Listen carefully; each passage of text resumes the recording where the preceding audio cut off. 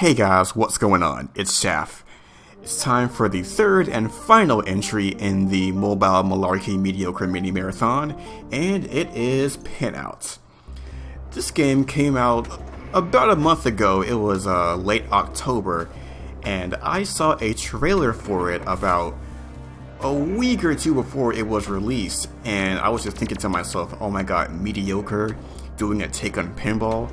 Like, what kind of craziness are they going to add to this kind of game? And I gave it a try as soon as I knew it was going to be released, and I was not just disappointed. Now, I'm not the best at pinball, but I do love the aesthetic, I love the sounds, I love the designs of all the tables, I like playing it, I like, just going for high scores and things like that, even if I'm not great at it.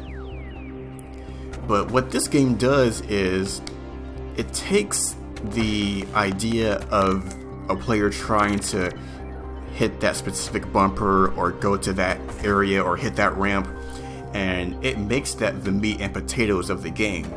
Because in a way, this isn't a pinball game in a traditional sense, because it's not about one table and you just trying to go for a high score.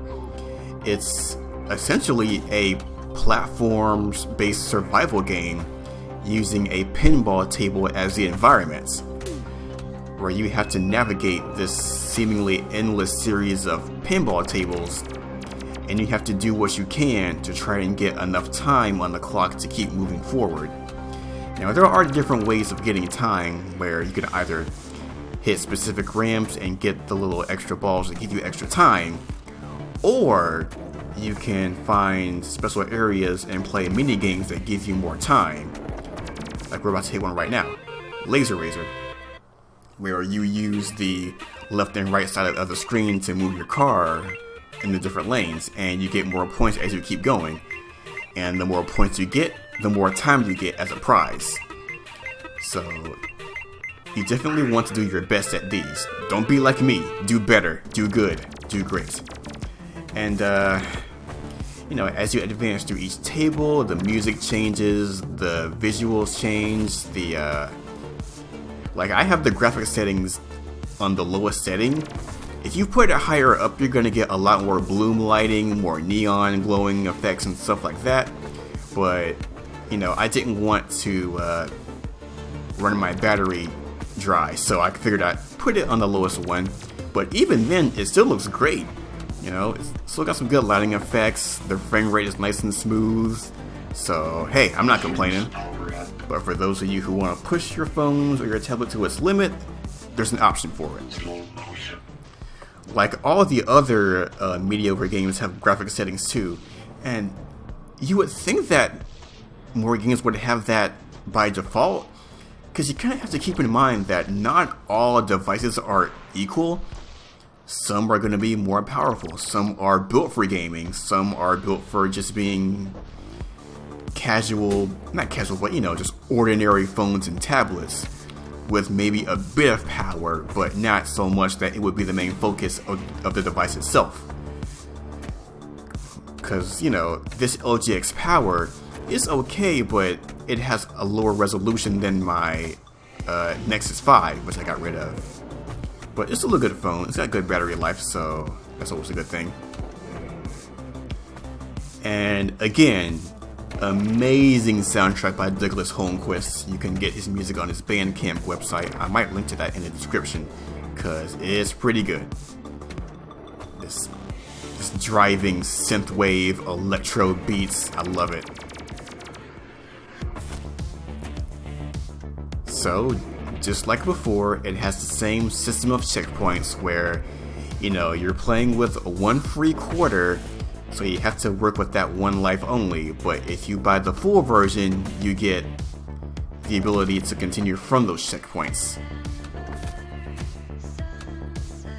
Oh, that's so good, you get vocals in the tracks now, that's so sick, I love it.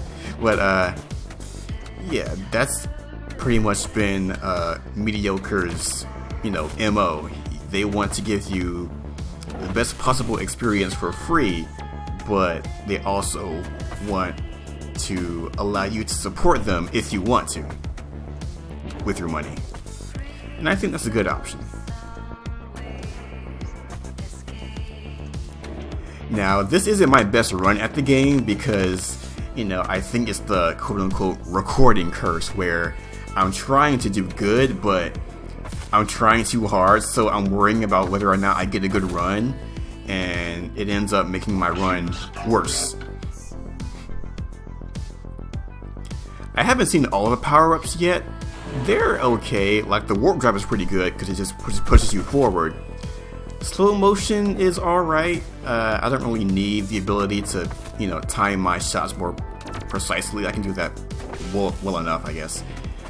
I know there's one that stops time, and time only moves when the ball is in motion. Otherwise, when you're, you know, holding it in place on a bumper, not a bumper, but yeah, that's what they're called, right? The little things you hit, the bumpers. Is that what they're called? The things you hit the thing with, those things. Like, as long as they're there, you know, holding the ball in place, time won't advance. I was kind of hoping I would get to show off that asteroid minigame thing, but I guess I didn't get it. Or I think it only shows up in the later areas. But there's one that's like an asteroid type thing where you have to defend your ship against incoming asteroids, and you use the left and right buttons to steer your ship to the side and shoot. And I'm just gonna skip ahead to the end a little bit just to kind of save time because it goes on for a little while. But yeah, that in a nutshell is PinOut. Pretty good game. Not the best one I've played, but it's good. It's close. So now I kind of wanted to look at the full version of the game. I didn't buy it, but I kind of wanted to show what they're trying to do here. So you know the drill, you buy the game, you get all the checkpoints. And of course they remind you here that once you buy it, you don't have to buy it ever again. It's just a one-time thing for the full version. And see, they have a nice little message here. They want to make great games that are free from ads and consumables. I think that is a great way to do it. Mediocre, you rock.